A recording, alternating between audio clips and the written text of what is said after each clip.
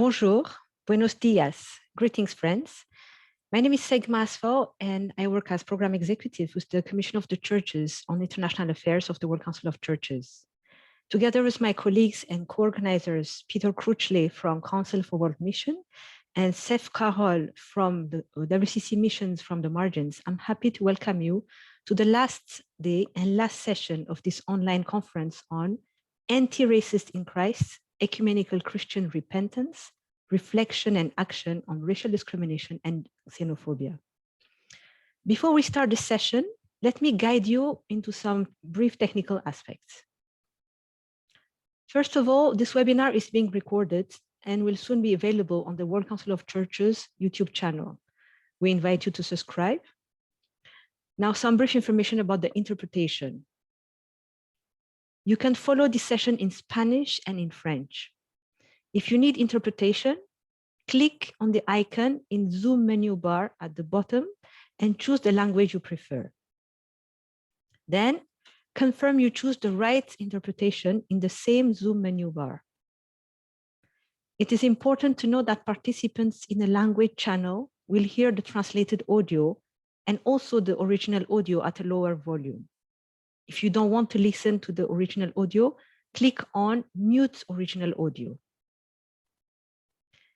During the session, if you have questions and comments for the panelists, please use the Q&A function at the bottom of your screen.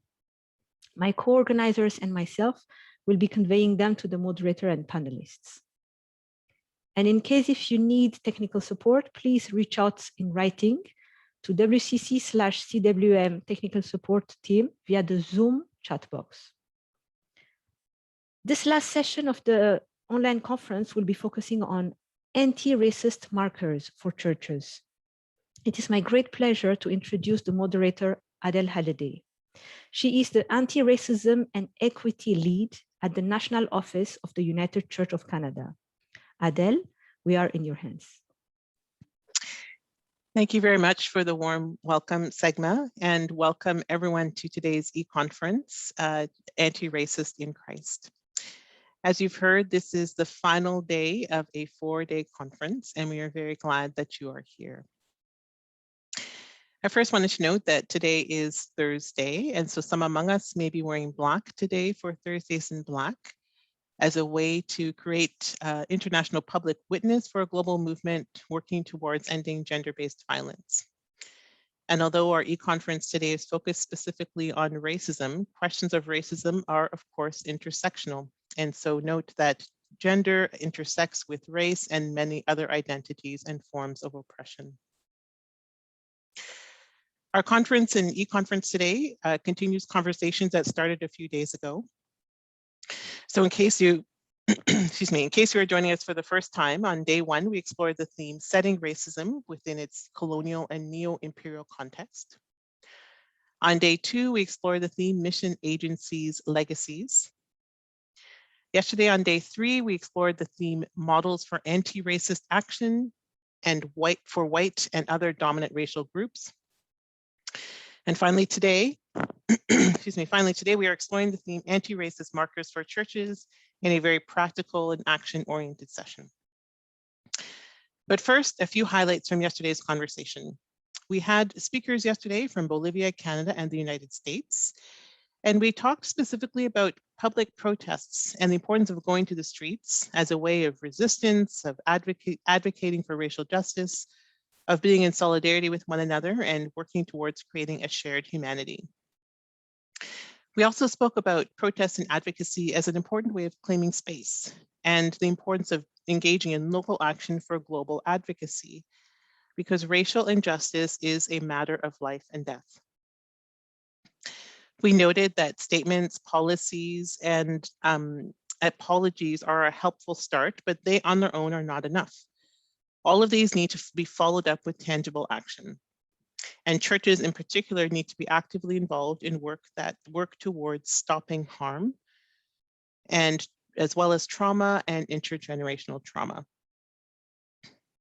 We noted that white supremacy and white privilege are ever-present systemic realities in our churches and societies, and named that work on anti-racism expects backlash and resistance.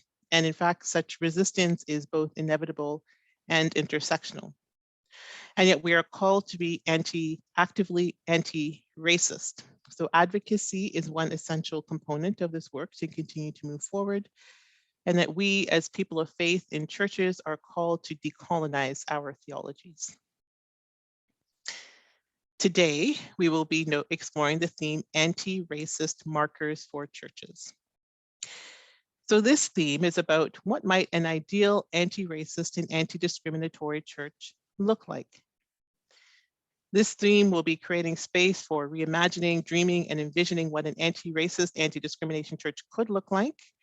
We'll explore examples of anti-racist and anti-discriminatory behavior, and we'll hear from people who are actively engaged in the work, who will share some principles and markers of good practice. So let's meet the panelists who will be sharing their insights with us today. We have a very full and rich panel and are very keen to hear from them. So we welcome Karen Campbell, who is the Secretary for Global and Intercultural Ministries with United Reformed Church. And Karen lives in High Wycombe, United Kingdom. Dominic Day, who is the chairperson for the United Nations Working Group of Experts on People of African Descent. Dominique lives in New York, in the United States. Catherine Mary Laurie, who serves as the Executive for Ecumenical and Interreligious Relations and Theological Discernment in the Office of the Presiding Bishop with the Evangelical Lutheran Church in America. And Catherine is based in Chicago, Illinois, in the United States. Ayanna McCallum, who is a lawyer and writer, and Ayanna lives in Guyana. Everest Dikalumana, who is a lawyer by background and founder of the legal representative of ASIJEMA, which is an organization that focuses on the Bata community from Burundi in Central Africa. And Everest lives in Burundi, Central Africa. And a warm welcome to Virginia Valda, who is the head of Bible teaching and head of the social and legal division at Asamblea Permanente de Rosas Hermano, and she is based in La Paz, Bolivia. So welcome to all of you. This is a very full and rich panel with many people to share insights. In terms of flow for today's conversations, you'll be having a conversation style with each of the panelists. And so we'll be asking questions, the panelists will respond to respond and offer reflections on those particular questions. As participants, as you've heard, you're also very welcome to ask questions at any time. So please use the question and answer box to pose your question, and we will in turn pose those to the panelists. So let us begin with our questions. For this first question, we'll first hear from Dominique, and then we'll hear from Catherine. And the question is, who do you see leading the way for anti-racist work in your context? So Dominique, and then Catherine, please. So thank you, and thank you so much for including me. I think the work that's being done in this space is important, and I think when you ask that question, I think you all are some of the people leading the way by changing conversations, by bringing new information, and by revealing entrenched patterns. So I think that's important to sort of start out with.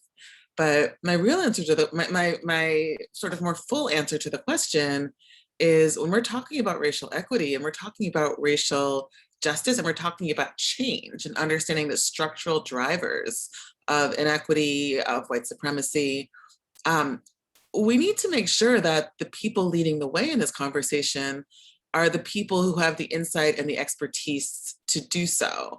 And so if we're not centering the voices of Black and Brown communities, if we're not centering local voices, local and Indigenous voices in thinking through how these issues, how race issues show up in their local context, including in their local religious or church home contexts, we're not actually committed to this work. And you know, I obviously sit as a member of the UN Special Procedures, but I also do a good amount of racial equity work as my profession, and this to be a lawyer. And it's surprising to me how quickly and how easily even popular demand for racial equity has really been transformed into a box to check on people's, have we taken care of the key issues that underlie our legitimacy and our credibility as an organization? Have we done this training? Have we included these keywords? Do we embed this into our work to, we would say to virtue signal, as opposed to have we really thought about how we show up in the world? And I think some of that has to do with the co-opting of racial equity spaces and racial equity framings that started, right? I shouldn't say started, but that really grew, our modern conversation, our modern language, that really grew from the Combahee River Collective, from, there's a big conversation about critical race theory now, right? From the experiences of specific people in elite spaces, right? Critical race theory, you could argue, came from Derek Bell and Kimberly Crenshaw and their experiences at Harvard, right? And what that really revealed about the structural drivers. So to me, if you're serious, if we're serious about anti-racism Christ, if we're serious about racism just as a devotional practice, the voices that need to be centered need to look like the people who are most impacted and the people who have the expertise to really tease out the truths here. And I guess what I should say is not just centered, but also uplifted and given assurances that there will not be a cost to really sharing and advocating for real equity. Excellent. Thank you, Dominique. Catherine. Thank you. And thank you to the organizers, and thank you to Dominique as well for kicking us off. I want to begin by acknowledging that I'm zooming in from the ancestral lands of the Wahpeton peoples, and also that today is the 6th anniversary of the martyrdom of the 9 Bible study participants and pastors who perished at Mother Emanuel Church in Charleston, South Carolina, at the hands of a young man who was a self-avowed white supremacist who was also raised in one of our churches. So I acknowledge that on this day in particular. So I want to begin by just mentioning what I think is the foundation for thinking about who's leading the way by saying that at times and over time, the anti-racist work and the people who have led it have been invisibilized, forgotten, or institutionalized as specialized forms of ministry by the dominant culture. And I hear, echoes of that in what Dominique just shared. And so, these are the machinations of white supremacy that we're up against. And so the centering of BIPOC voices, experiences, and really strategic actions is absolutely essential. In our US context, there has been, as many of us know, a coalescing of several major historical events and public violent incidents that have raised the urgency within the dominant culture of things that have always been a matter of life and death for BIPOC communities. So this coalescing of events includes the repudiation of many churches of the doctrine of discovery, so the papal bull that enabled the stealing of indigenous lands and the deadly violence against indigenous peoples. The recent 400th anniversary of the arrival of enslaved peoples from Africa and the ongoing legacies of slavery. Of course, the public health crisis of racism and the extrajudicial killings of Black and Brown people and the lack of accountability that the US legal system has wrought. Then there's the spike in anti-Asian hate and the growing public awareness of the ongoing injustices against Indigenous people, including the missing and murdered Indigenous women and the various protests where pipelines are intended to be built across Indigenous lands. And so we have this coalescing of things. And so in the context of this, the anti-racist work of where I see the churches and others leading really highlights the church's capacity to participate in a number of things, including leaving the truth laid bare as public confession and memorial, supporting BIPOC-led leadership and initiatives, as well as safeguarding BIPOC-only spaces. And this requires, of course, guarding against the dominant culture's prerequisites, oversight, and, of course, opting out. It includes cultivating difficult public conversations, educating people for teaching, preaching, and policy work, and equipping people in the dominant culture to do the hard but necessary work of self-education, systems analysis, shedding, and repentance, not just for the sake of addressing white supremacy, but really as integral to their baptismal covenant. So here are several examples I want to lift up, and these are in no particular order. The Minnesota Council of Churches launched a 10-year Truth and Reparations project that includes various forms of commissions, diversity, equity, and inclusion trainings, reparations, importantly, to BIPOC communities in Minnesota. And I commend to you, I'll put in the chat when I'm finished, the links to all of these so that you can investigate further. But I commend that project plan to you. Within my own church, we have in 2019, our churchwide assembly adopted a strategy toward authentic diversity. And this was a report and recommendations developed by BIPOC people and leaders within our church. And it seeks to reframe the church's strategic thinking to reflect our ethnic diversity. This is work done through theological framing, healing action to address the wounds of racism, diagnosis, structural assessment, accountability, and an emphasis on ecumenical partnerships. Another example are some cross-border consultations that Lutheran and Anglican and Episcopal churches are doing through a new full communion agreement called Churches Beyond Borders. And these consultations are focused on our shared commitments to the repudiation of the doctrine of discovery and the legacy of slavery. Recently, the Episcopal Church in the United States published the audit of church leadership that they had conducted, which revealed 9 patterns of racism in church culture. And this is the notion of we must know where we actually are in order to discern where God is calling us to go in anti-racism. I'd also lift up the United Church of Christ public webinars on the topic of reparations. They had one in February on church-based reparations and one just last week or the week before on reparatory justice and reparations. So connecting the case for reparations for Black people with the necessity of reparatory justice for Indigenous peoples. One of our ELCA synods is hosting a seminar for the pastors and deacons of that synod on critical race theory.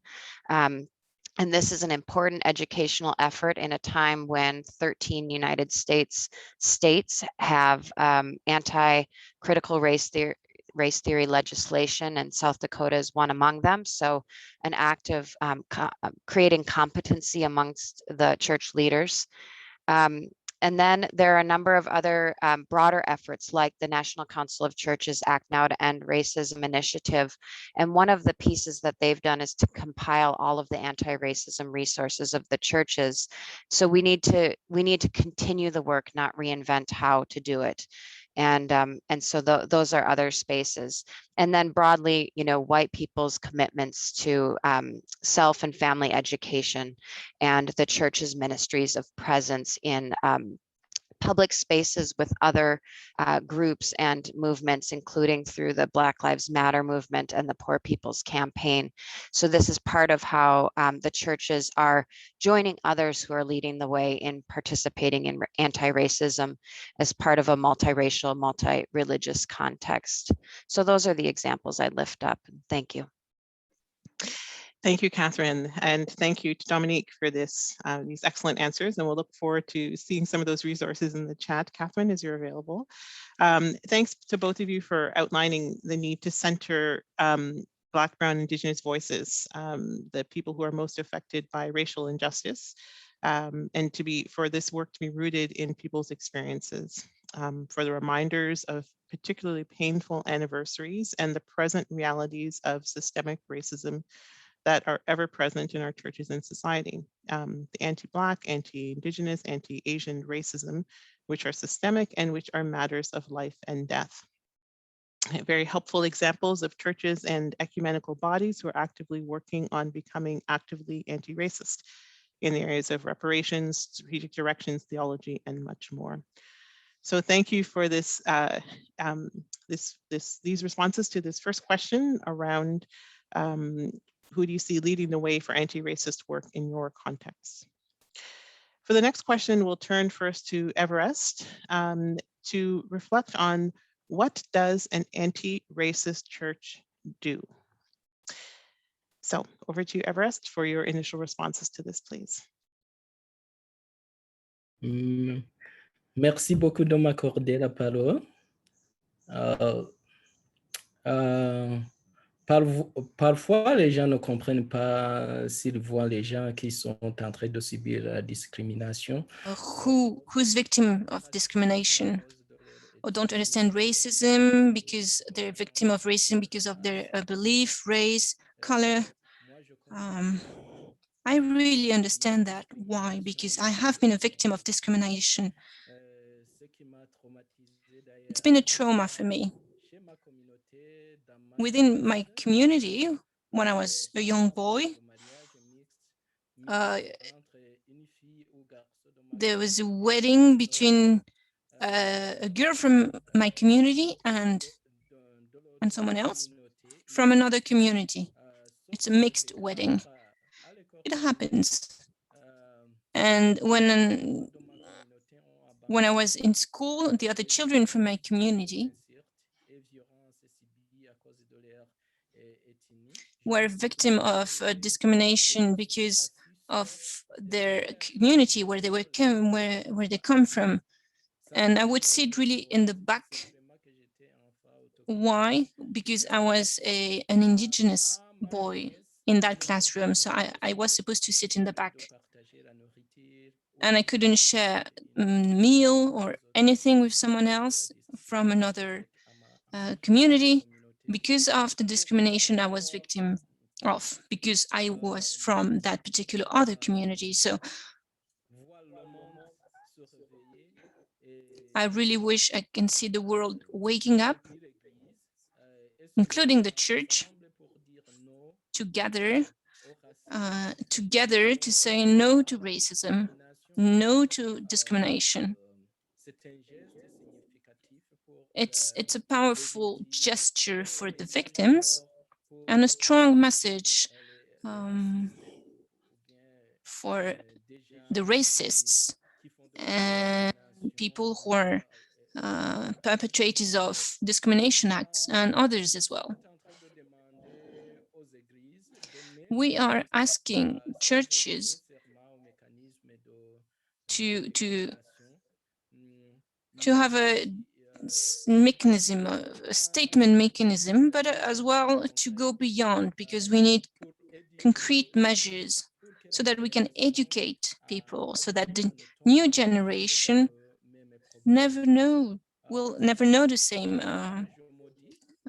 issues that we were facing.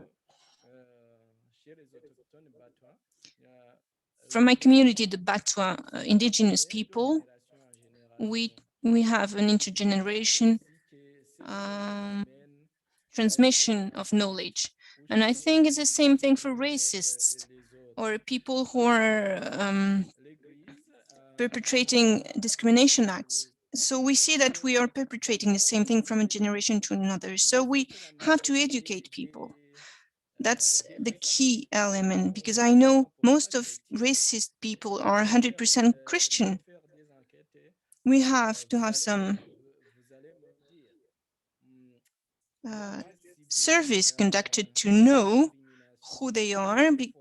And I said, I have been myself a victim of discrimination within my own church, from pastors, sometimes from other members of the church, because I was a Batwa. Second element, the church must start reparation mechanisms.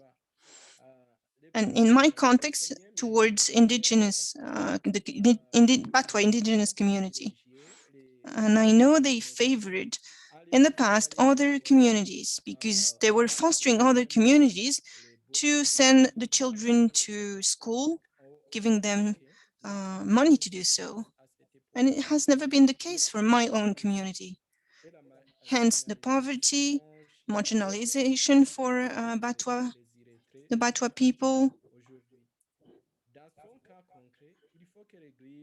So we really need the church to apologize to the Batwa community to say we had white missionaries that were discriminating against us, and we have to have access to education. It's a right for us. That's it for me. Thank you. Thank you so much, Everest. Thank you for sharing your experiences and for being vulnerable with your own trauma that you experienced. For this same question around what an anti-racist church does, we'll also invite some brief comments and reflections from Karen and Ayana. So maybe we can hear from Karen first and then Ayana, please. Okay, thank you. Well, I think that an anti-racist church needs to do a number of things. I think it firstly needs to determinedly have its eyes open in order to engage with reality. It needs to see who is there, who is in society, who is in the church, who is missing, and ask the question why. If they're in society and they're not here, why? I think an actively anti-racist church needs to value people of all backgrounds, and that is far more than words. Words are easy, but it needs to be reflected in the actions, in relationships, in leadership, in structures, in policies, in the church's theology, in the hymns that they sing, the music that they play, the images that they use, the language that they use, the language that they speak.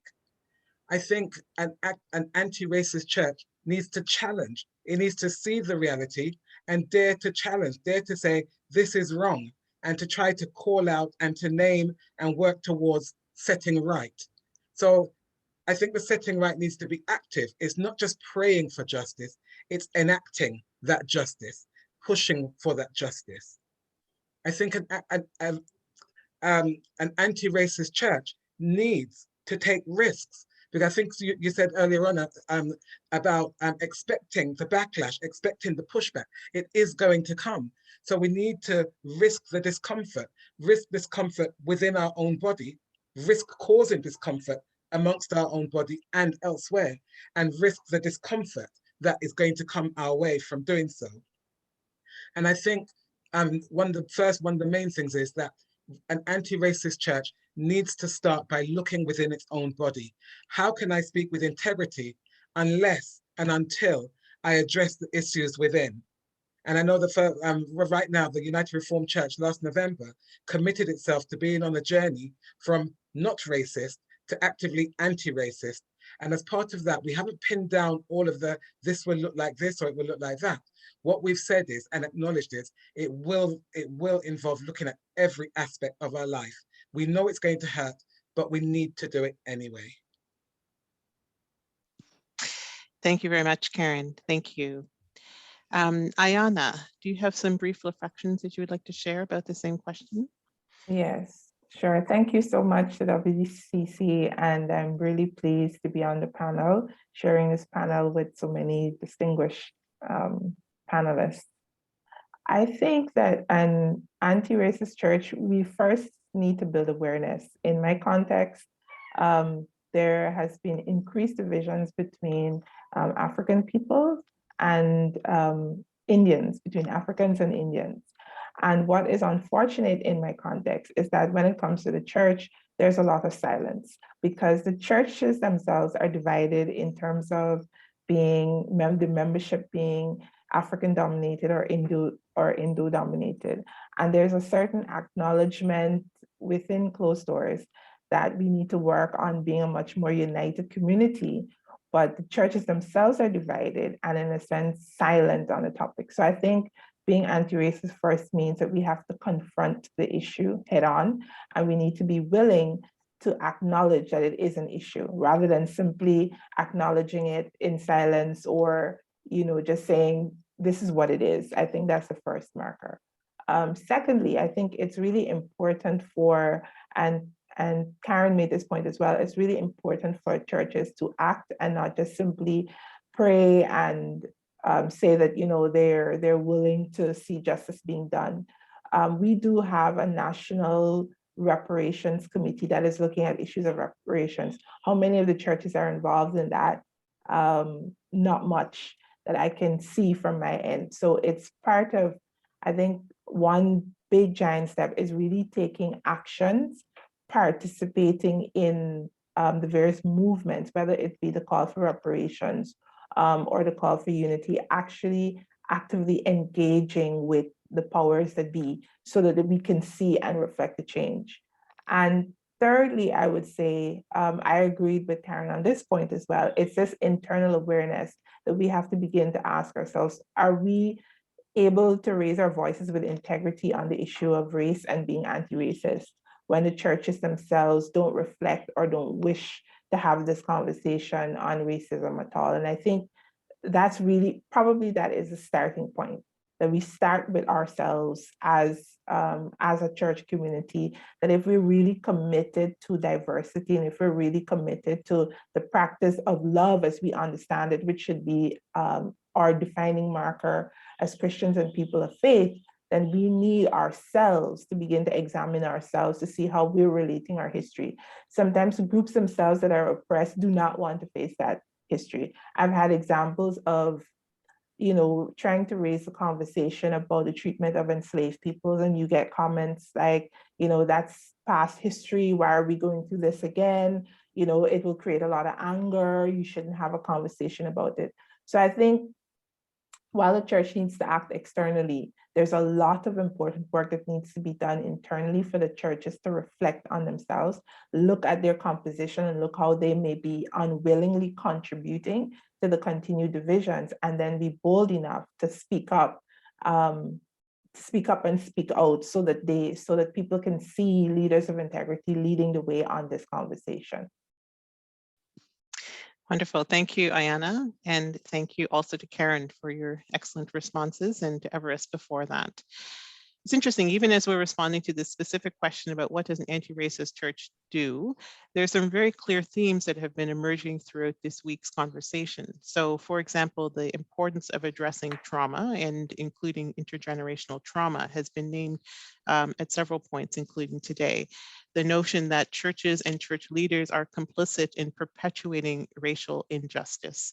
The call for repentance, and earlier in the week it was noted repentance as linked with both the call for reparations, and then that's linked with repair and reparations. The call for an apology, and also in particular that apology needs to be very clearly linked with action and follow-up. So an apology is one step, but it's not the only thing. The importance for churches to do their own internal work. So to name what's wrong, to work in even if it's uncomfortable, in the places of discomfort. And really doing some internal work on our structures, our policies, our systems, as well as doing work in the broader context in society. So excellent fulsome response in terms of this question, and also linking to conversations that have happened throughout the week in terms of these. Here are some very clear markers and work that churches need to do. Also, what was named today, and I'll pick up on this, and in terms of one of the questions that we'll pose for the chat, is the question of theologies. So throughout the week, it's been named the challenge of of theologies that are damaging, and a call for churches to decolonize themselves. So that's been ongoing. And there's a question in the chat that has emerged in relation to that. So it'll be a two-part question, and then I'll open it up for anybody to respond to. So one part of the question is wondering, what is the role for theological colleges, seminaries, and in terms of their role, in terms of advocacy and engagement and training around anti-racism work? So what's the particular role of theological schools and training seminaries? So that's one part of the question. And I'll open up in a moment for anyone to respond to. The second part is, what part can theological education broadly play in creating anti-racist church? So, we've talked about the internal work that needs to be done. And another way, how do we begin to create this work towards becoming actively anti-racist from inside, as we think about even the training of our ministry leaders, for example. So I will open that up to anyone who might want to respond to these questions related to theology. I would invite us just a reminder if we can slow down just a little bit as we're responding for our interpreters so that they have time to interpret for the multiple languages that we are in. So any brief reflections in terms of theology, theological practice, theological training?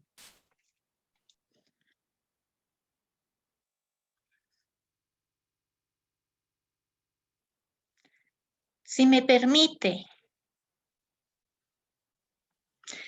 Bueno, yes, please, he sido Virginia, directora. Okay, he sido directora. I've been academic director of the Higher Ecumenic Andean Theological Institute for more than 5 years here in Bolivia. And our experience has always been to attach this to the community work. We've been very much closely worked with a process of change with the community level, where Bolivia has been acknowledged with a great progress as a plural state. And in this occasion, it has been acknowledged not only 4 peoples, but also 36 original indigenous peoples, which was a great movement forward. One of the key aspects of the Institute was to create a syllabus, our own syllabus, in which we could also touch not only theology, but also a theology that throughout the week we have also claimed it is a wide theology from a very European central approach, but our own theology. And it's something that we've managed to develop, this theology, which is the Andean theology, with the relevant hermeneutic bridges, which has been able to link us to the communities. So I believe that has been a big movement forward to acknowledge that there isn't just one theology or the supremacist theologies. There are many different theologies, to acknowledge ourselves in the other. The otherness, to work the otherness is something which is needed so that we all can really be in the common house of everyone, as we call it, through an ecumenical project. That's what I wanted to share with you. Thank you, Virginia. I think Karen had a response and Catherine has a response as well. Okay, thank you. And what I was thinking about was the role of theological training for our ministers and so on. And in this case, I think it's more in my head, I know the what, I'm not so clear about the how. I think that colleges and the training of our ministers potentially is crucial, because I think there's so many people who are in the churches who take their lead from whoever's at the front, who takes their lead from the minister.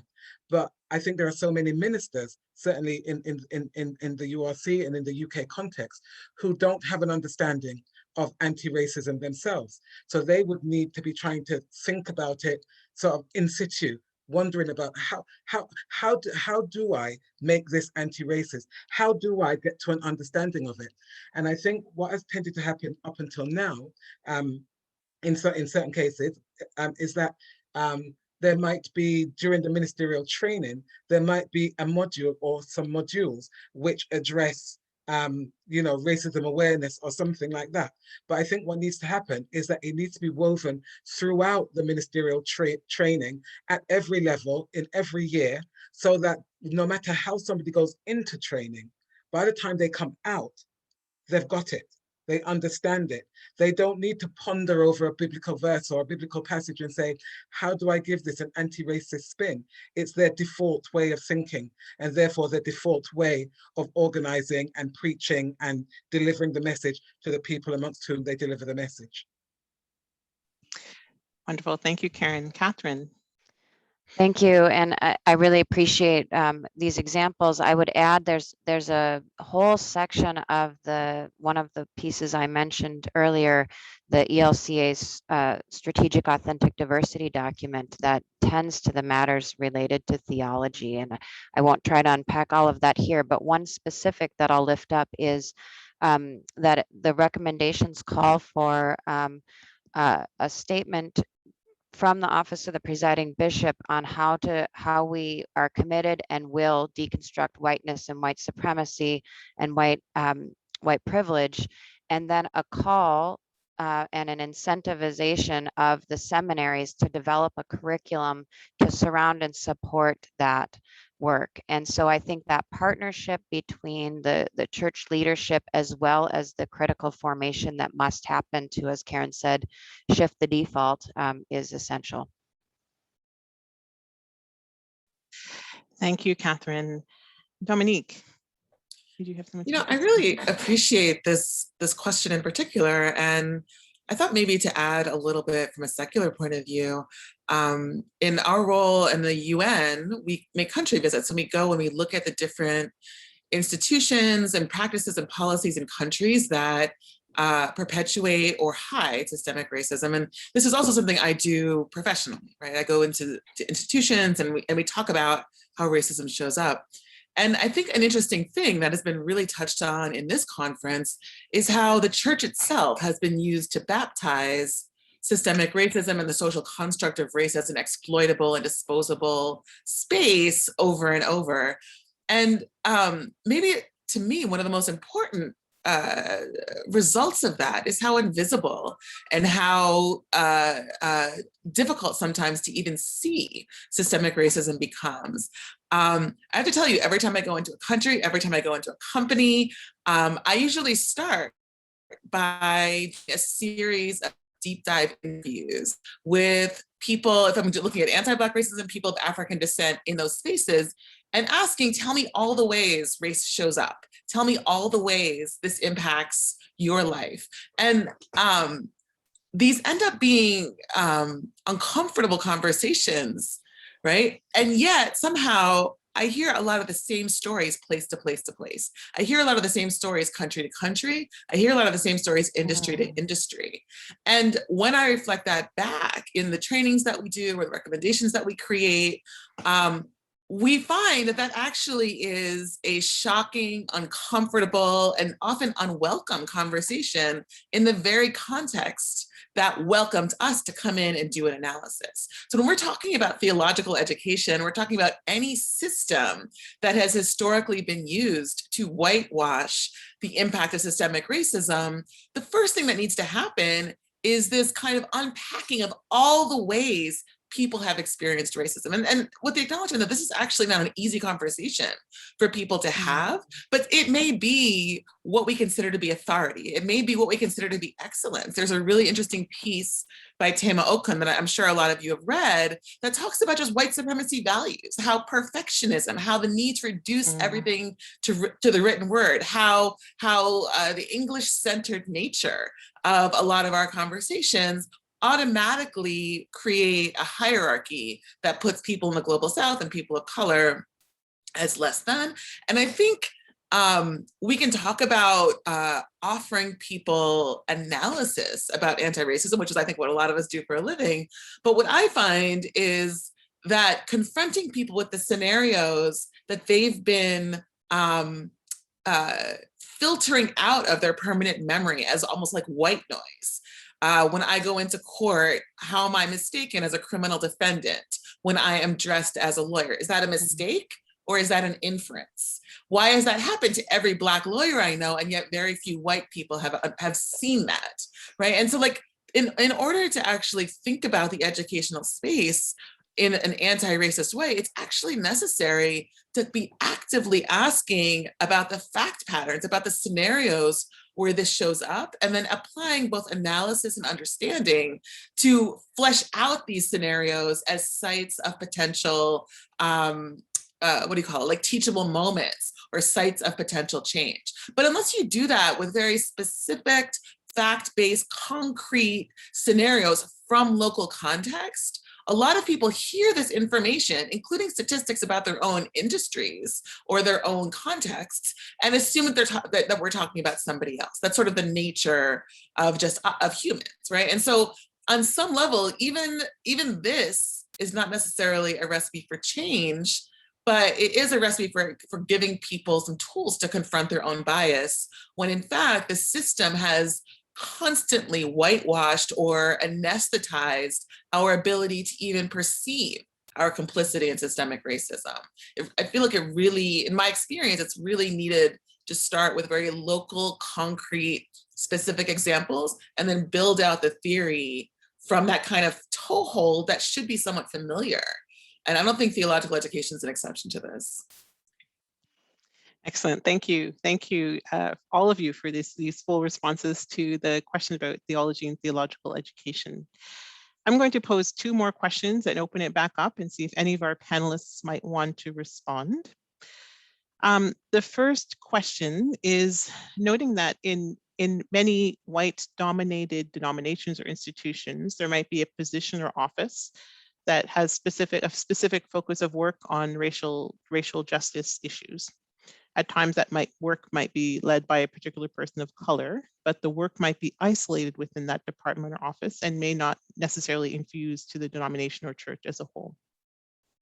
So one, maybe how would you respond to that? And how do you keep up the hope of justice, working towards racial justice, diversity, inclusion in such a context, particularly when economics might mean that such a position or such work might get cut? So that's one question around that.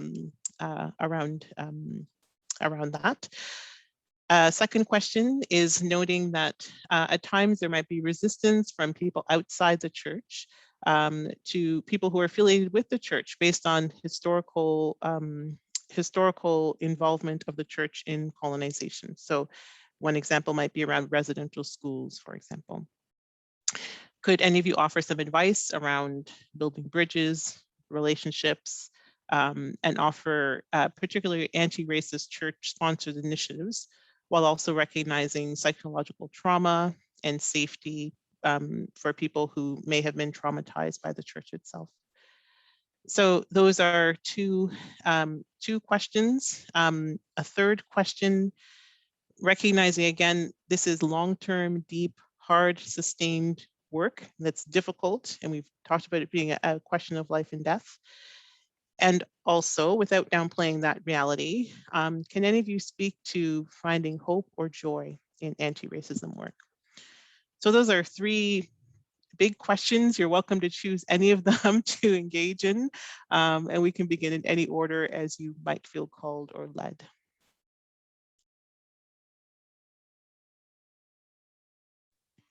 Karen, and then Dominique, did you want to go second?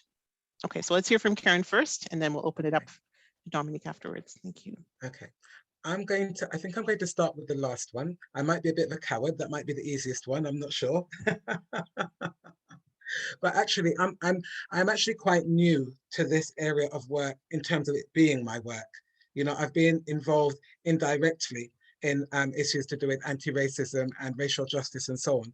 But I've been in my current post for 1 year. In that time, I have come across many people who are just weary. They're tired. They've been fighting the fight for a long time. They're still committed to it, but they're saying, I can't do it anymore. I need to hand over to somebody else now. You know, and in a sense, being new in post and hearing some of those voices and some of those experienced voices saying what they're saying sent, you know, sort of shockwaves through me. Like, no, we need you on board. But then I understand. I think already I have witnessed and felt and experienced the pain of this kind of work. And I think which doesn't always even come from the places that we come from. I think it's easier to handle, but sometimes the people and the places who I would expect to be allies and the safe spaces, but they're countering maybe from different grounds. But for example, when Ayana was speaking earlier on about, Black people ourselves, sort of saying, why are we revisiting this? Why are we going back to that? You know, I come across that. I come across people who are saying, the efforts that I'm making, it's a waste of time because we've tried that before. It's only words, it doesn't work. And I think that what I'm saying now links into the first question as well, about work that is perceived to just sit within a department or an office and not move out. Having said all of that, I think I am I think I have optimism, maybe partly through a degree of naivete, and I'll say that in a good way, from the point of view that I haven't been long enough at this to be wearied and ground down, even though I see the frustrations. At the same time, and this will sound in some senses terrible, and it is terrible, but I think that the specific situation of last year with COVID and its inequalities and its heightening and widening of inequalities, with the murder of George Floyd, with the uprise of Black Lives Matter, I think it's opened up a new moment, a new awareness, a new desire and feeling to do something, that something is possible. And I think that that feeling is reflected both in white people and in Black people. And I think, as horrific as the circumstances are, it's opened up new possibilities, so that for me, I can see, and I've got something to work into that kind of makes me feel hopeful, because there are people who I know are crying out for change. So it gives me that hope that I might be able to do something and work into that space. And people are really sort of naming it in various places as feeling like we're in a Kairos moment. Excellent. Thank you, Karen. So I think Dominique was next. Then we'll hear from Ayana. Catherine, I believe, wanted to speak as well. Thank you, Adele. I really appreciate what Karen said. And I think just to pick up on this idea of weariness, I think a lot of the weariness for people doing racial equity work comes from the fact that you're having the same conversations over and over. And what that comes from is the idea, I think, that a lot of people are comfortable with diversity as long as it doesn't meaningfully change institutions. It doesn't meaningfully impact our comfort. And I have to tell you, I've seen a lot of people sacrifice profit and goals and all sorts of things, and even their own core missions to maintain comfort, right? People don't love to sit with discomfort, especially the psychological discomfort of complicity and racism, or the psychological discomfort of having to accept the leadership rather than the labor of people who, in your mind's eye, have always been labor but not leaders, right? And so I think we've all seen how this discomfort can play out. And I think we've all seen that when we're talking about anti-racism, it's not really about justice. It's not really about fairness. It's really about power, right? And I hate to acknowledge this, when we're talking about the chief diversity officer of a company, we're talking about the chief diversity official in a church or in a religious institution, you know, their authority and their ability to lead change does depend on how much power they have. Because in this space, right, structural racism has always been grounded in power. Who are they reporting to? Are they reporting to the top person? Do they really have a mandate? And what does it look like when that person's recommendations start meaningfully demanding uncomfortable changes, uncomfortable realizations? I think it's so interesting that somebody asked a question about how do we actually affiliate with communities that are rejecting an affiliation with the church because of its history. And I think the answer to that is maybe you're not ready. Like maybe we're not ready to re-affiliate with a community until we've done that internal work. And I'm not even actually pointing specifically at the church here, but you know, I see this in every space when people, in service spaces, when people will say, well, we really want to be of service, there's so much need, but it may be that you're not able to meaningfully serve others, especially others who are deeply impacted by racism and the structural disadvantage that creates. It may be that we're not ready to meaningfully serve some of those people until we get our own houses in order. An understanding that the deployment of white supremacy, the deployment of the racial construct of race in our society transnationally for hundreds of years, and with, as you say, the baptism of the church, with the support of industries everywhere, that deployment of race has always been about creating and maintaining certain power and privilege in order to actually create a space that will draw people who will see it as a credible and legitimate anti-racism partnership, it may be that the internal work of acknowledging this, of dismantling it, of constantly developing, of seeking a process, of seeking a praxis that constantly develops an interrogation of how we show up in racialized spaces, that may be necessary before the affiliation. To me, that actually is also an element of my joy in this work, right? I've been doing this work for, 20 or so years. But to me, the truth-telling, the acknowledgement of this, and also sitting with the reality that most, if not,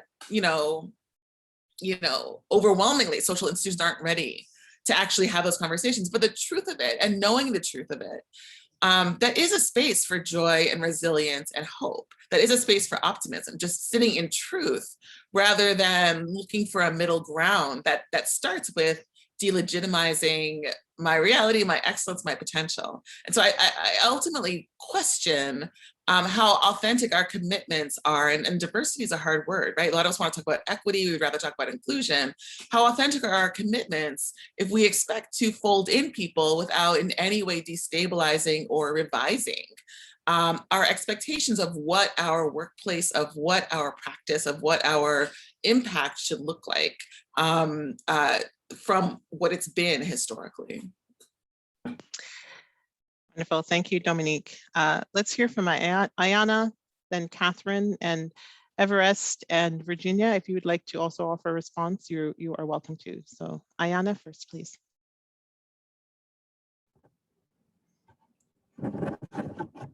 Merci beaucoup de m'accorder la parole. À ce qui concerne l'activité antiraciste, il y a... So regarding the anti-racism activity, I think there's still some hope. There is some hope because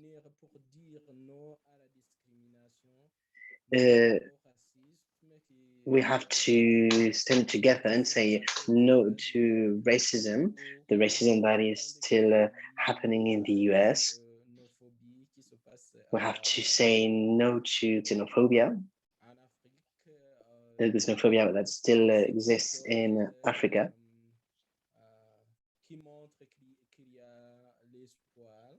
And so when we see all the action undertaken by the people, we can see there's still some hope in terms of these anti-racist activities. And I will take this opportunity to answer some of the questions asked.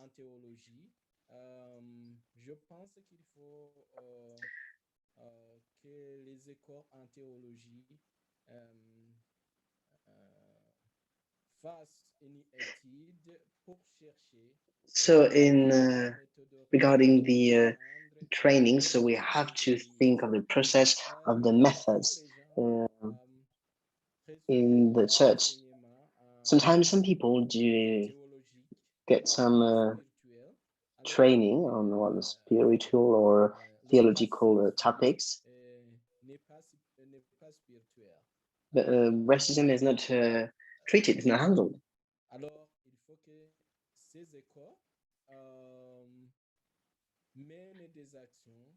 So this is why some action have to be undertaken, some concrete actions, in order to learn from each other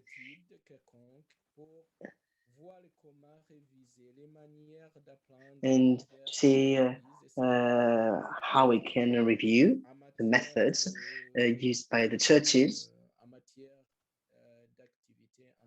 in terms of anti-racist activities. Thank you very much.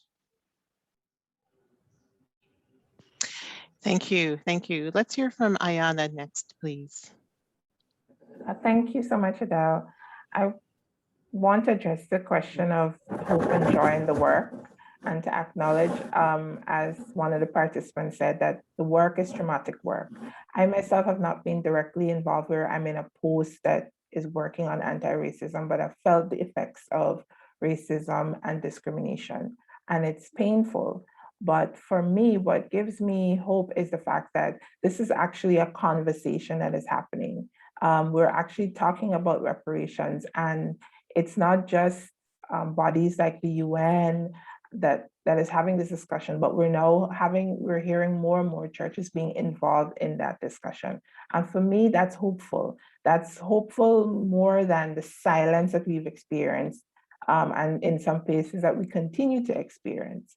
So I think that gives me a little bit of hope that if we're actually having the conversation, we're actually interrogating these issues within our churches and within our community spaces, our workspaces, that in itself is going to bring about change. And the fact that the conversation is not just a isolated conversation in a community, but it's actually a global ongoing conversation. I think the murder of George Floyd just brought that to our attention, that how global this phenomenon is, and the fact that it was recorded for the whole world to see. So there is no way there's no way that we could then simply continue to be silent. And there's so many other examples throughout the years where I think piece by piece, racism is a very huge mountain to overcome, but we see erosions of it daily, and accelerated erosions now, because more persons are actually willing to have that conversation, not just in African spaces or spaces where people of color are, but actually in white-dominated spaces where people are actually acknowledging their privilege and their power, and the fact that there are structural systems in place that keep it that way, and they need to actually have the conversation, and from the conversation move to action. So that gives me a little bit of hope. I think it's traumatic, it's tiresome, it makes you weary, but seeing the fact that we're now having global conversations across various communities about what we can do to be a much more inclusive world, that in itself gives me hope. Thank you, Ayana. Thank you. Catherine. Thank you. I want to try to share some insights or thoughts about the first question you raised about when in predominantly white churches, the work of anti-racism is relegated or cut even. And I think I would first of all say that I've had the real privilege of working with two women who have been our leaders in the racial justice position. Previously, Judith Roberts, who is now our Senior Director for Diversity, Equity, and Inclusion. And as of April 1st of this year, Jennifer DeLeon, who comes into this work from our women of the ELCA. And so I raised their names because they have championed the response to this question over time and invited the church in this particular moment, together with others from our ethnic specific associations and other leaders, including white leaders who are committed to anti-racism, to see the opportunity that I think Karen articulated so beautifully, you know, that the predominantly white churches are waking up in ways to this urgency that has always been a matter of life and death to those in our churches who are people of color. And so how can we ride that wave to build the systems and structures that ensure that this work is systemic and structural? And that includes, you know, DEI initiatives for sure, but it also includes work on the ground in our congregations and in our polity, our synods. So many of our synods are building racial justice task forces. Many of our congregations are reading texts that are focused on questions of anti-racism and reflecting on that in light of scripture and our baptismal covenant. Our advocacy offices are hard at work. So really this multi-pronged strategy that ensures that this is not relegated as reference material or specialized ministry only. And that the onus for that also falls really the lion's share of that in the dominant culture that seeks to protect its power and opts out when things get too uncomfortable. So those of us who are part of the dominant culture, reminding ourselves not to do that, but also coming to get our own people is you know, a phrase that we can use to describe how we call each other to account. I also want to give a brief response to Peter's lovely question about joy, and I want to lift up two very, very small examples because I have heard how much we all have articulated this as a long haul. This isn't, we're going to suddenly wake up as anti-racist unless Jesus comes again, and that is, of course, part of our theology too. But these tiny steps where we can reflect and experience joy. I want to share two examples. One is when I have the privilege of being in the presence of beloved colleagues or friends of color who are seeing the tiny slivers of change that are being affected and reflecting on what that means to them. That is tremendously joyful. The other thing is my husband and I, like other families, have committed to doing the work with our white kids about what it means for them to be people in this world and what their responsibility is as disciples of Christ. They get it in a way we never will as people who are of older generations. And part of that is because they are being taught things. We can do that in our homes when our schools refuse to do it or when legislation resists all of that. But they are they really understand what this means in ways that are surprising to those of us who are white and of older generations who think it's so complicated, and it is, and our children can get it. So that brings me joy to see their emerging commitments to anti-racism. Even my 5-year-old baby, who really is articulating things, and the children shall lead them. So I'll stop there. Thank you so much, Catherine. Virginia, do you have any brief comments that you might want to offer in response to these questions that have been shared so far? Sí, desde luego.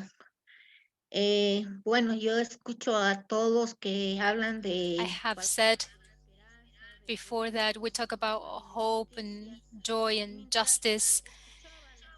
And as I was listening to my brothers and sisters speak, I was feeling some pain because it is difficult to talk about hope and joy in a country such as mine, where there is so much corruption. As responsible for the social area of the Permanent Assembly of Human Rights, I have reviewed many cases where justice really is very much involved in these racial issues, and judges and attorneys and counselors, they move based on the color of people's skins and the money that they can acquire. It is harsh because, for instance, I have had to see the case of a doctor, Aymara doctor, who was accused of violating a baby. He was sentenced to 30 years of prison being innocent. And we were defending the human rights. We have been monitoring, and I can talk about hope in that case because thank God, one attorney talked when she was drunk. She was drunk, and she was saying, well, we sentenced him, so what? What's the big deal? He was innocent. And someone recorded her. And the whole case was revised, and now he is free. But there are many of those cases. And it is very difficult to talk about joy and hope then, because there are lines that are absolutely corrupt. However, someone said there's always a light at the end of the tunnel. And it's given by the ones that defend human rights. Yesterday, I was talking about someone that made me cry. He said, we need to be able to give our lives.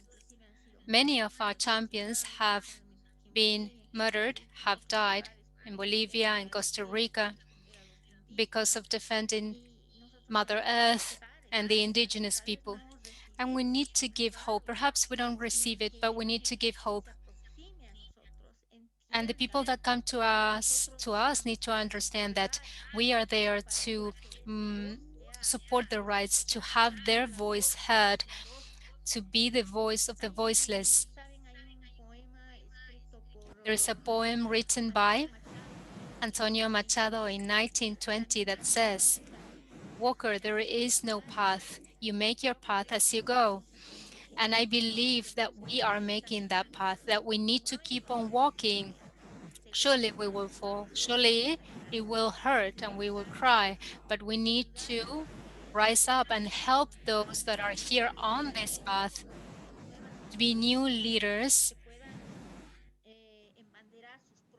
so that they can defend their own processes. This is what I can say from my experience.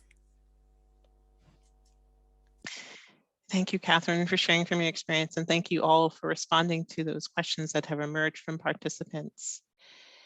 Virginia, we'll go to you next to hear your responses to this question. And the question is, the marks of the church, according to the Nicene Creed, is that the church is one holy, Catholic, and apostolic church. So what would you say are the marks of an anti-racist church? So we'll hear from you first, Virginia, and then we'll hear from Ayana, please. Muchas gracias. Thank you. There is a cross-sectional line that has been mentioned by many speakers today and throughout the week.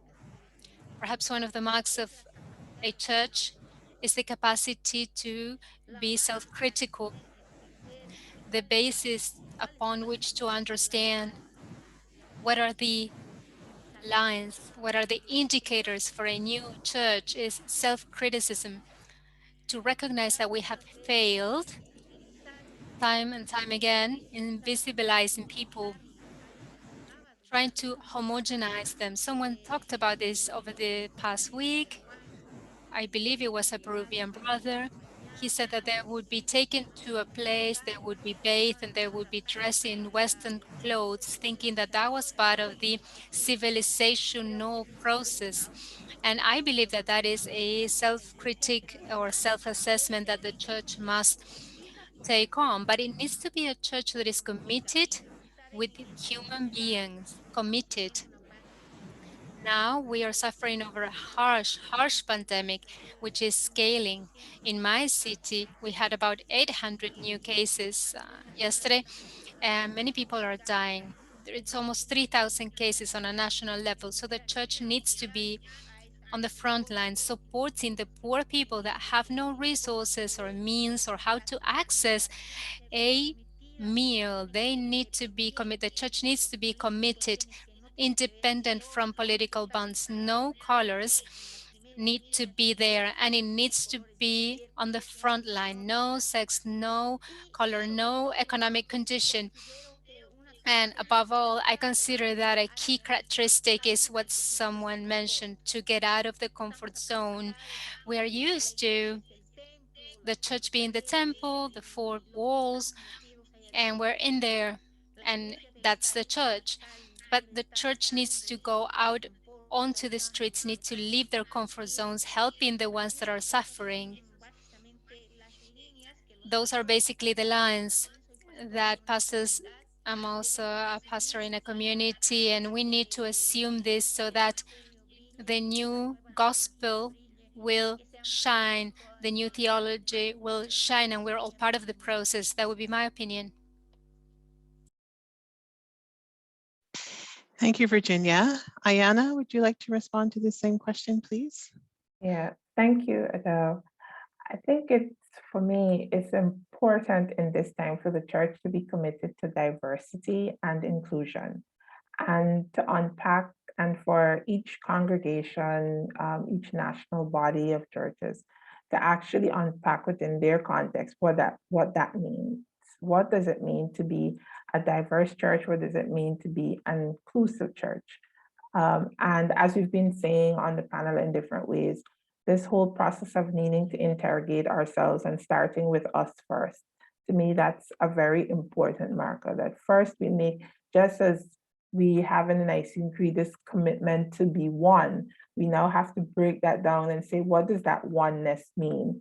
And how does it reflect diversity? How does it reflect inclusion, particularly on the issues of race? And I think it was Dominique who mentioned, this is also about power. So acknowledging the various spaces where, even in our church context, there's a certain power coming from the leadership that actually does not want to change, or even if it's not a case that they don't want to change, they're afraid to change because they don't know how to have the conversation or where to move forward.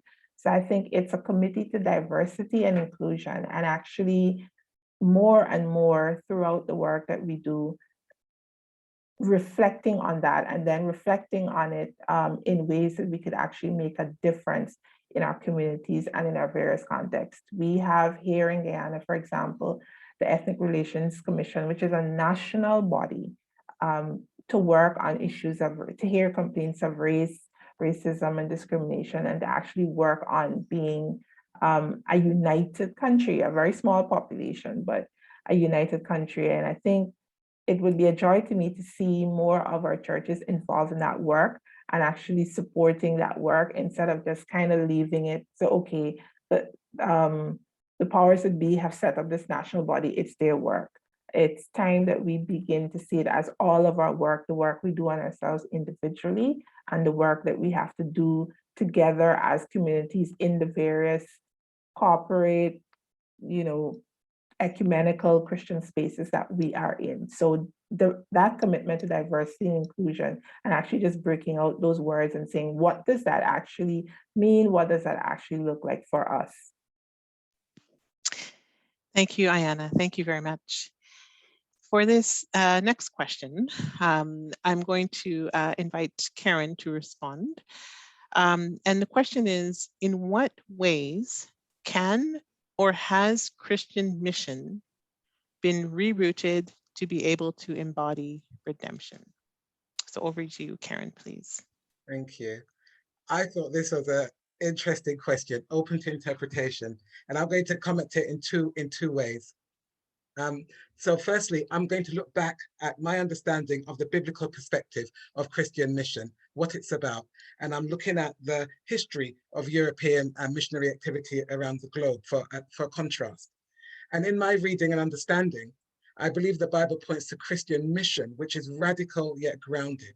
It's all about meeting people where they are, responding to the realities of the context, and turning those realities upside down as and when necessary. It's about community and inclusion.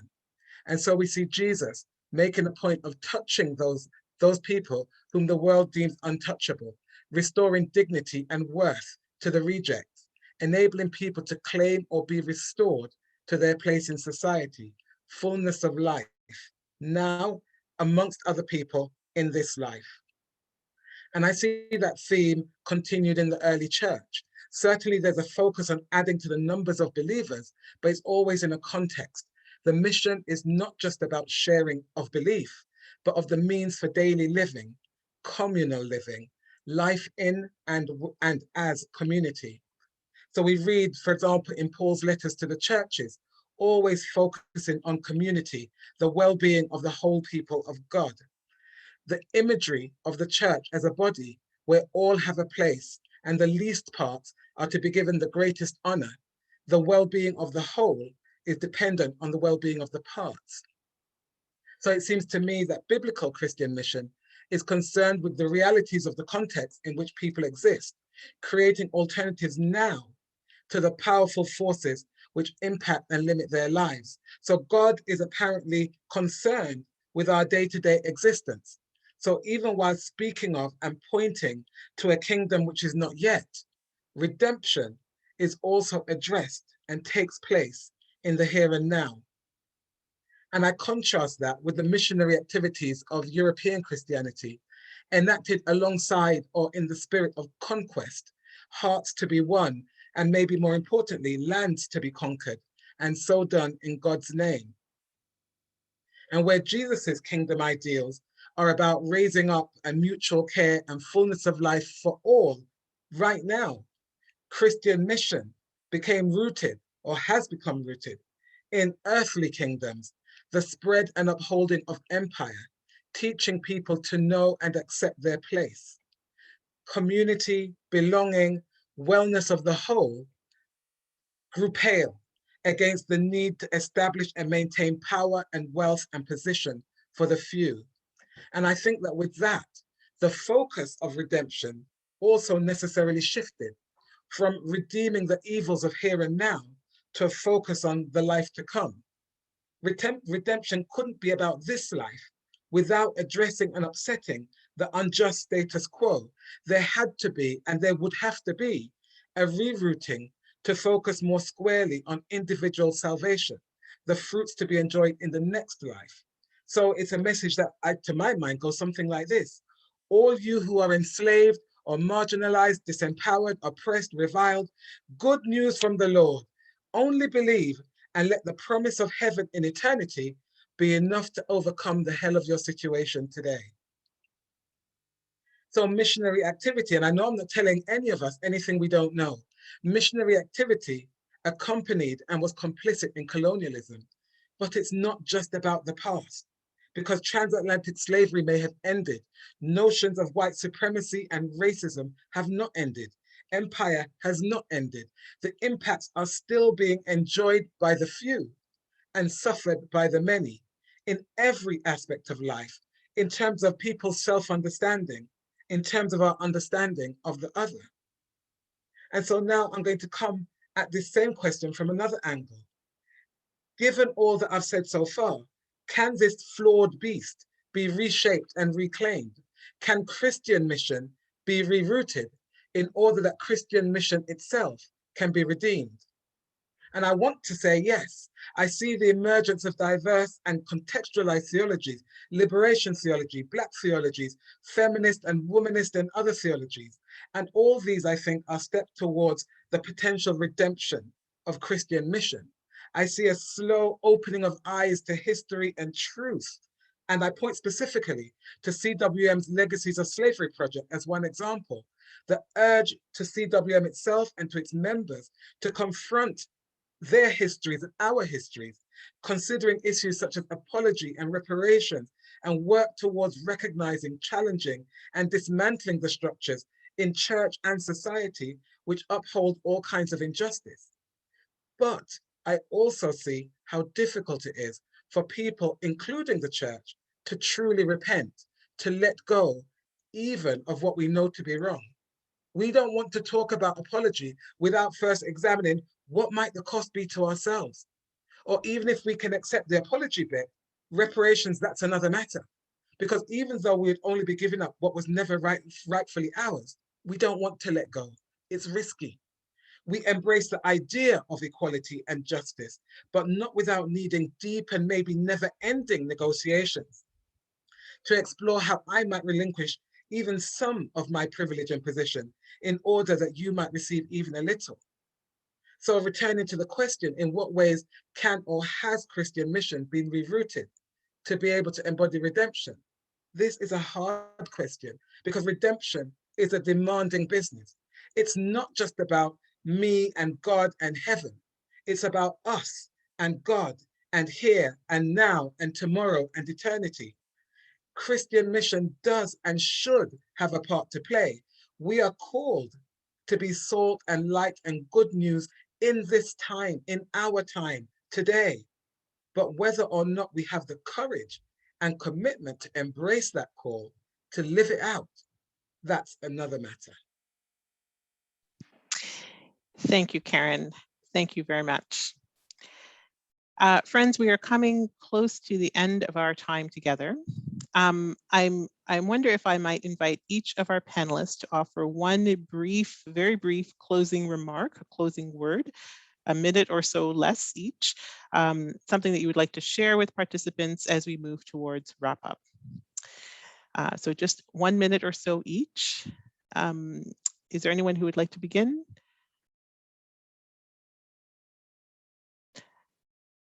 Perhaps I can invite us in turn then. Ayana, do you have a brief word that you would like to share?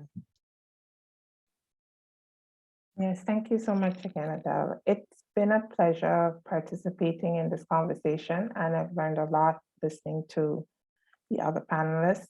And my final thoughts is just to offer a message of encouragement for those who are directly involved in this work, to continue the work, and as the word says, not to be weary in well-doing. Know that the work that you're doing on behalf of others that you may not even see or know is worthy, it's valuable, and it's necessary. And just to say, continue to root and ground yourself in love for all people. Because at the end of the day, when we talk about anti-racist, we're really talking about being pro-love, and that love being shared with each and every person, regardless of their color or their creed or their sex or the other distinguishing markers that we use to divide ourselves. So just a message to say, be encouraged and continue doing the work that you're doing. Thank you for that encouragement, Ayanna. Everest, do you have some closing word? Muchas gracias. Voy a aprovechar. Creo que el tiempo ha pasado volando y hay tantas cosas que decir y tantas I would cosas. like to take this opportunity. Time has flown by, but there are so many things to be said and to share. But I only wanted to say goodbye with great appreciation. And I wanted to say something that is very popular in my country. When we want to do something, we want to do it well. We say we need to do it soul, life, and heart. And to do it soul, life, and heart, even if life goes away in that, even if we need to offer it, let's not give up, my dear brothers and sisters, because as we say in theology, a better world is possible and we are part of that world. Thank you. Thank you, Virginia. Everest. Merci beaucoup de m'inviter. Thank you. I'm delighted to be here. I'd like to say that we all have to be anti-racist. Thank you. Thank you very much, Everest. Karen, a word from you? I think I just want to say this, pose us some questions. Who will stand up? Who will stand firm? Who will speak up? Who will speak out? Unless it's us, unless it's all of us, not just the panel, not just the people gathered as the audience today, but all of us. We need to find and maintain and keep our confidence in God and believe in the power of prayer and keep on. Thank you.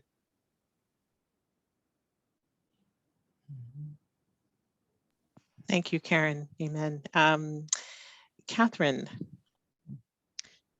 I'm reminded that those of us who are participating in the pilgrimage of justice and peace with the World Council of Churches continue on that journey. And I think in the realm of anti-racism, the churches find themselves on a particularly rocky and rough part of the path. And so my prayer for the churches is that we would stay the path together, and that we would be reminded of the call through our discipleship and our baptism to these commitments.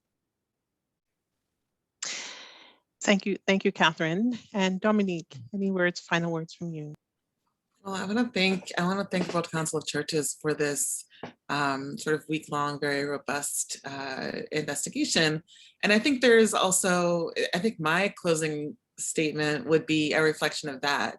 That as we go forward, as we leave here and pivot to our own lives, just keeping in mind the importance of being rigorous, that the way we define the problem is going to be the way we define the solution, that there is power and there is joy in exposing a truth in a fulsome way. There is hope and there is promise in really facing and acknowledging how these issues, how systemic racism has developed from our own historical context, from our own complicity, from our own work. There's real, not just redemption, but also peace to be found in a rigorous examination and commitment to truth here. Thank you very much, Dominique, and thank you to all of our panelists for a full and rich discussion today. As we move towards closing, I would like to invite our staff colleagues from the World Council of Churches and from the Council for World Mission to also offer some words. So Seth and Segma and Peter, over to you, please. Merci Adèle. Thanks, Adele.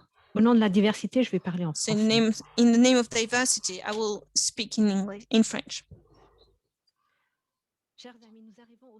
Dear colleagues, it's the end of e-conference, 4 days on anti-racism. It's been very interesting. We had panelists from all around the world. I'd like to personally thank every one of you, panelists. Thank you for your time, for your witness, and your interesting questions.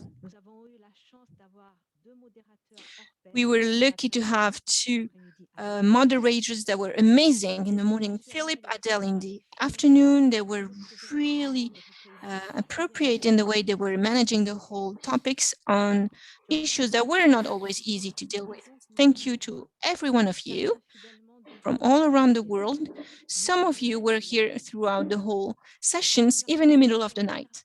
Thank you to the interpreters that were working with us. Thanks to them, we could all follow the dialogue, and it's really a reality important to us. Last but not least, thank you our colleagues from the WCC and the Council for World Mission and the technical help that we had for this dialogue that we had online. I would like to thank every one of you for your pilgrimage throughout this week on this really hard and specific issue.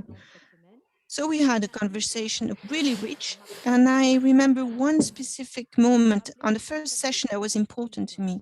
We mentioned the chosen world and people that was used, and we have to reinterpret it. The chosen people is the one that has been rejected by human beings and not the human beings that rejected the others. So that's the only thing I wanted to say today, because we don't have so much time to dig deeper. We will have other conference on other topics, just like this one, before the end of the year. So I really count on you. Thank you. If I may follow and to also echo Segma's words of gratitude to our panelists and to our interpreters and to our moderators. It has been a very rich time together, and in being rich, it has been profound and painful, and we should not underestimate the traumatic moments we have shared in together, and how poor a context the Zoom place is for us to share and engage together and hear each other. And we as a staff team wanted to particularly pick up Lona Rubai in her comment about languaging of our identities and differences and any hurt that's being caused both in our language, but in any case in the addressing and sharing of this. So we are in the midst of pain and seeking some direction of hope. And I want to thank you for characterizing this work as being pro-love, and as a great way for us to capture this and carry it on. There are many things that have stood out in this space and in this time that I also want, like Segma, to refer to. And as we've thought about our anti-racist work and how we're engaging in it together, we have been told that apology is not enough. And we've been told that protest is not enough. And we have been told that our calling is not enough. Only change is enough. So I want, at least on the part of Council for Mission, to say we continue to be wrestling with this and addressing this and seeking this, and as a mission organization, wondering how it is that we can express and practice a vision of mission that is fundamentally about restorative justice for the earth, for its peoples, and especially its exploited people. So for this, again, rich set of challenges to us and our part with all of you. We are grateful and are committed to continue this journey. So thank you, friends. And following Sigma and Peter, I too offer my deep gratitude to the panelists today and also to the panelists throughout this week for your time and commitment in accompanying us in this journey this week and in wrestling with the difficult questions, in engaging with the difficult conversation. And to all of you, all our panelists have actually addressed all the different elephants in the room, and they have not shied away from speaking the hard truths. And I want to thank you very much for that. I also want to give special thanks to the people who work behind the scenes, and that's to the CWM communications people who were responsible for the morning, and also to our own WCC people who did both morning and afternoons. And I want to thank them very much for what they do behind the scenes to make this go as smoothly and as well as can be. So to you all, thank you very much. I guess if I had to talk about two takeaways from this whole week, because there's just so many. I mean, it's been, as you say, Dominique, a very robust conversation and a much needed conversation that needs to continue. But I guess if anything, we can say, yes, we've done some good work in this area, but we have to acknowledge that there is still a long way to go in terms of interrogating whiteness and colonialism in our theologies and in our practices. And it seems, and it's come up time and time again, that the rub is in the practice. We've come up with some very fine theologies, but we haven't been able to take that theology and make it transformative action. And the other is this thing that keeps this notion that I heard someone say, one of the panelists say, and that is to stay in the struggle. And I guess those of us who have privilege, those of us who have power, we can opt in and out of the struggle as we wish. That's the privilege that we have. But there are others who don't. And I guess the challenge that I heard this week was this is work that we must do because it is the call of our discipleship, and that we ought to stay in the struggle because part of that call to discipleship is about bearing the cross of Jesus. And anti-racism work is about bearing the cross of Christ. So thank you very much, everyone, and may the hope and joy of the Spirit give us strength and energy to continue this work for Christ's sake. Amen. Amen. Thank you to our staff colleagues, and thank you once again to our panelists for today, Karen, Dominique, Catherine, Ayana, Everest, and Virginia. And thank you to all of you who have raised questions throughout the conversation today and through the rest of the week. There may not have been time to respond to each and every one of the questions during our sessions, but all of these questions are being saved and carried forward to the work in some way. So the questions are not going to be lost. So thank you once again for your participation. We are going to close with an image and a moment of silence. There'll be no more words after I stop speaking. So just a question for your own quiet reflection. Given this image, what would you like the church to demonstrate? Or what is your prayer for the church? So we'll invite you all into a moment of silent reflection, again with thanks. And when you are ready, you can log off, and we hope that you have a good day. Thank you.